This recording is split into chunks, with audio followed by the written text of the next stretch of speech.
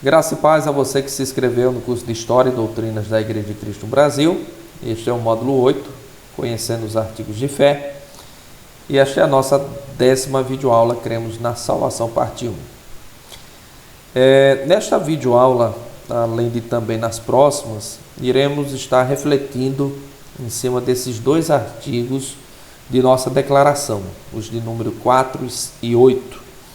No número 4, lemos: cremos na redenção da culpa, pena, domínio e presença do pecado somente por meio da morte expiatória de Jesus Cristo, no sangue do unigênito Filho encarnado de Deus, nosso representante substituto. E, artigo de número 8, na justificação pela fé, com salvação eterna do crente genuíno, sem concurso próprio. A justificação do pecador é somente pela graça de Deus, na suficiência do sangue remidor de Jesus Cristo, com eterna segurança. Os artigos 4 e 8 de nossa declaração tratam a respeito da salvação, pelo que nós examinaremos ambos os artigos juntos, tanto nesta como nas próximas videoaulas. O artigo 4, conforme vocês puderam ver, fala sobre o meio pelo qual somos salvos dos efeitos do pecado, a saber, somente por meio de Jesus Cristo. Nós negamos que haja salvação fora de Jesus Cristo, ou que haja salvação como que por uma somatória de Cristo mais nossos méritos, créditos e o que mais pudermos acrescentar aí. É óbvio que existem religiões, segmentos religiosos por todo o mundo e que pregam, quando não há salvação fora de Cristo, uma salvação de Cristo mais alguma coisa, quer seja a própria denominação ou segmento religioso, né? Como no catolicismo, no qual se prega que fora dela, fora da Igreja Católica, não há salvação. Então você percebe ali uma salvação que é uma espécie de soma de Cristo mais Igreja dá igual a salvação, né? Outras irão defender a questão dos méritos humanos, né? A participação humana, né? Na salvação. Então são formas, como vemos, no qual Cristo não é suficiente, o seu sacrifício na cruz não é suficiente para redimir o homem dos efeitos do pecado. A Igreja de Cristo, por outro lado, não crê firmemente de que somente por meio dele, de Jesus Cristo, sua obra no Calvário, que somos salvos dos efeitos do pecado. Já o artigo 8 da nossa declaração é voltado à doutrina da justificação pela fé. Bom, vamos começar examinando o primeiro artigo, né, que trata sobre a nossa salvação dos efeitos do pecado por meio de Jesus Cristo. Porém, para compreender a doutrina da salvação, nós devemos primeiro compreender algo sobre o caráter ou os atributos de Deus.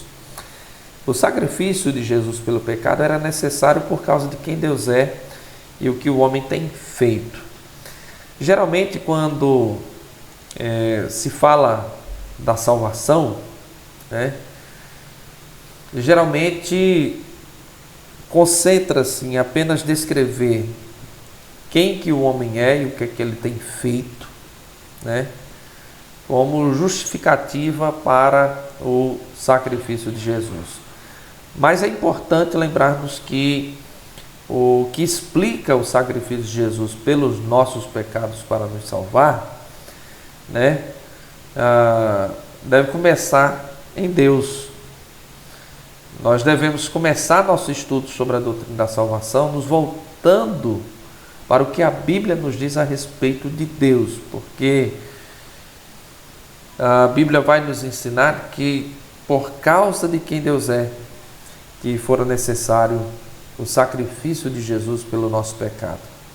Então vamos começar pelo atributo da santidade. As Escrituras ensinam que Deus é santo. Isaías 6, versículo 3, lemos os serafins dizendo uns aos outros: santo, santo, santo é o Senhor dos exércitos, e toda a terra está cheia da sua glória.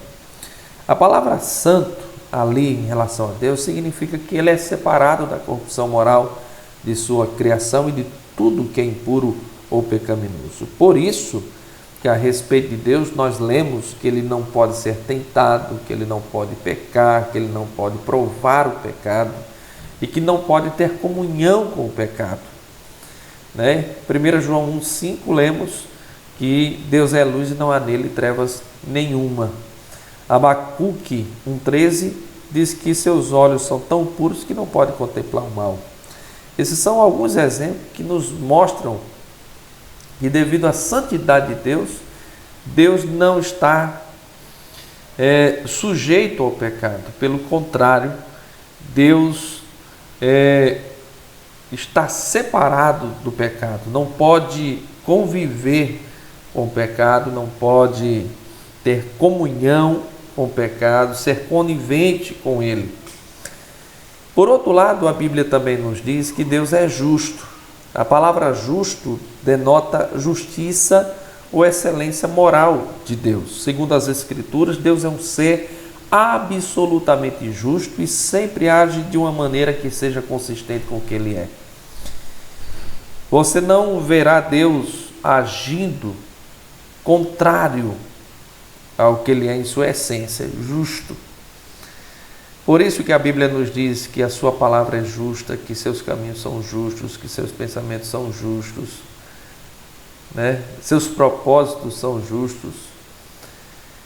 Porque se Deus é justo, tudo mais tem de se harmonizar ao que ele é em essência. Tanto é que a Bíblia nos diz que ele nunca será ou fará qualquer coisa que justificaria uma acusação de maldade contra ele, como o que lemos no Salmo 11, verso 7, como Deuteronômio 32, 4. A justiça de Deus, porém, não só descreve seu caráter, mas também define seu relacionamento com sua criação, especialmente com os homens. Segundo as Escrituras, Deus, a começar, revelou sua vontade a todos os povos. Isso nos falou bem Romanos 2, versos 14 e 15. Paulo ali fala a respeito da revelação da vontade de Deus a todos os povos, quer sejam gentios ou judeus. Aos judeus, por meio da revelação especial, isto é, por meio das Escrituras do Antigo Testamento. Enquanto que para os gentios, por meio da revelação dele mesmo na criação, além também da revelação da sua vontade, ao gravar sua lei, a sua vontade nos corações deles. Então, como vemos, Deus revelou a sua vontade a todos os povos, de modo que eles são inexcusáveis.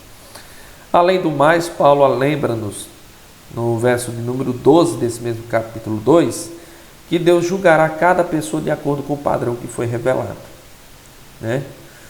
Aquele que recebeu a revelação de Deus através das Escrituras será julgado com base nas Escrituras. Aquele que foi revelado a vontade de Deus na consciência, tendo a lei sido gravada nos seus corações, serão julgados com base nessa revelação. Então, cada um será julgado pela luz que teve em relação a Deus e sua vontade.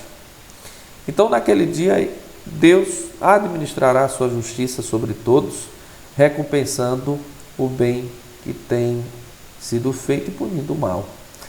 Um exemplo que trago do Novo Testamento é Atos capítulo 17, verso 30, quando Paulo ali nos diz que Deus determinou um dia que há de julgar o mundo com justiça. Deus há de julgar os povos pela revelação que os povos tiveram em relação à sua vontade. De modo que Deus administrará a sua perfeita e santa justiça, recompensando os bons e punindo o mal. Bom, dito isso, para compreender a doutrina da salvação, não só temos que entender algo sobre o caráter de Deus, mas também algo sobre nós. E a primeira coisa que eu chamo a sua atenção é para o fato de que a humanidade é moralmente corrupta. As Escrituras insistentemente declaram que toda a humanidade se tornou moralmente corrupta, inclinada para o mal e hostil a um Deus justo. Embora seja verdade que Deus criou a humanidade boa, conforme encontramos no livro de Gênesis, perfeita, conforme no livro de Eclesiastes, ela, contudo, se tornou moralmente corrupta. Isaías 64, versículo 6, lembra-nos que nossas obras são como trapos de imundícia. Jeremias 17, 9, lemos ali que o coração do homem é enganoso mais do que todas as coisas e perverso. Romanos 8, versículo 7, lembra-nos que aqueles que vivem na carne, ou aqueles que estão na carne, se inclinam para as coisas da carne, e Paulo prossegue dizendo que os que vivem na carne não podem agradar a Deus. Isso tudo porque não são sujeitos à lei de Deus e na verdade não pode ser. Então, como vemos, há uma inclinação